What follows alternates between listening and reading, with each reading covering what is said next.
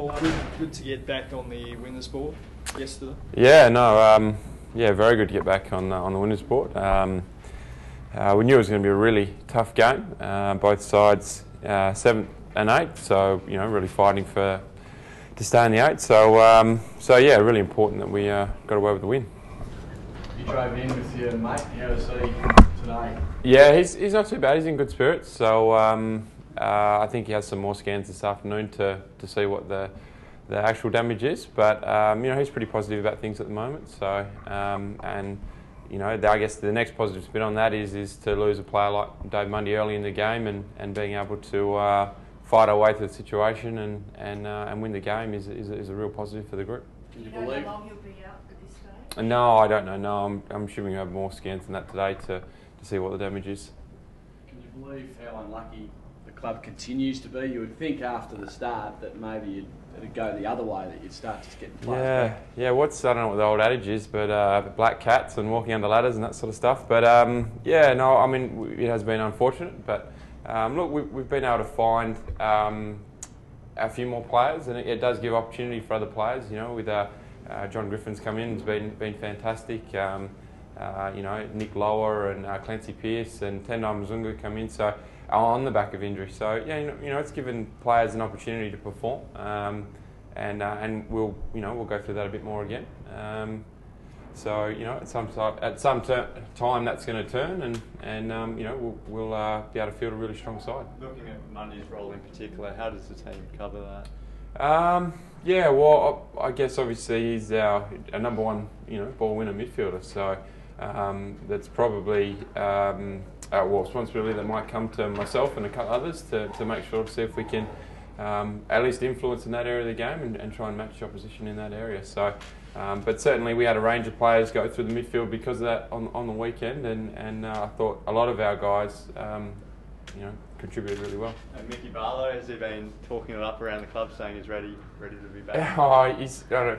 Mickey Barlow's pretty humble sort with a bit of character about him. So he's he hasn't been talking it up, but I think he's really excited when his opportunity comes. So it's great to see that he played as well as what he did on the weekend in the Waffle, and hopefully if it is a recall this week, he'll be great to have back in the side. With Mundy out, any concern at all that from spectators as well, or fans, there might be added pressure on Barlow to reproduce what he did last year? I wouldn't think so. I think people understand that he's been through a fairly significant injury in the scheme of things, and we've seen players not come back to be the players they were previously to that. So, but he's done a mountain of work. He's been super professional in the way he's handled everything, and that's kind of shown in the fact that he played so well in his second game back on the weekend after sort of 12 months out. So I don't think there should be any spectator or pressure on Mickey. He just knows be clear on what his role is, and he'll go out there and do that to the best of his ability. Whether it's this week or a coming week when he plays his first game, what will that mean to the playing group when he runs out? Oh, look, it'll be significant. Like it was obviously a tough time when he first did it, and it's the good thing about the group that we're very, very close knit, tight group. So it was devastating for him and for everyone else. But I think when he comes back, I don't know whether we'll build it up too much or anything like that, but it'll just be a great opportunity to have another good player and a good user in the side. Is there a bit of a concern about sides coming back at you late in the game with the Hawks, obviously, and then also Essendon mounting a bit of a challenge yesterday? It seems to be a little bit, maybe obviously over the last 2 weeks, but previous to that it hasn't been an issue. So depending on all stages of the game, sides will get a swing in momentum. It just so happens that both those sides have done it in the last quarter, early or as the quarter has unfolded. We did it in the first 15 minutes yesterday. So that momentum swing is going to come at some stage in the game. It's your ability to sort of handle that and close that side of the game down and get yourself back into it. Paul, do you sit down as a group today and watch Melbourne play? Yeah, I think we are. I think we're going to do a bit of recovery and tick off a couple of things this morning, and we'll get to sit down and watch the game. It's a bit of a rare occasion that you can sort of play on a Sunday and still see another game before the weekend's out, especially if you're going to see the other side. So it's a good opportunity again to get together and watch a bit of the game. What about playing at the G? I think you've lost the last 9 there. Is there a few mental scars heading back there at all? Yeah, no, I don't think so.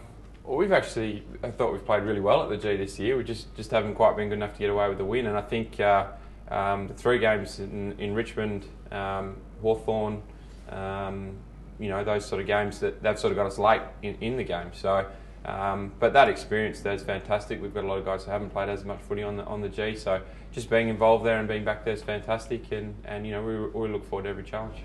Does you like the opportunity to go through the midfield? Yeah, I have been enjoying it. Yeah, it's been, for me, a bit of a new challenge, and I've been really enjoying getting in there and getting in amongst it. So, as I say, I'm looking forward to getting a few of those players back and strengthening up that area of the ground for us and being involved in that.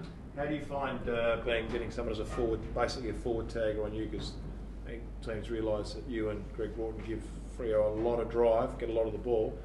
How have you found adapting to that? Yeah, it's probably a little bit tough early. I think my form probably suffered a little bit this year. I think sides were putting a bit more homework into me, and which was making things interesting. But at the same time, it's about realising that and then finding other avenues to be an influential player in the game.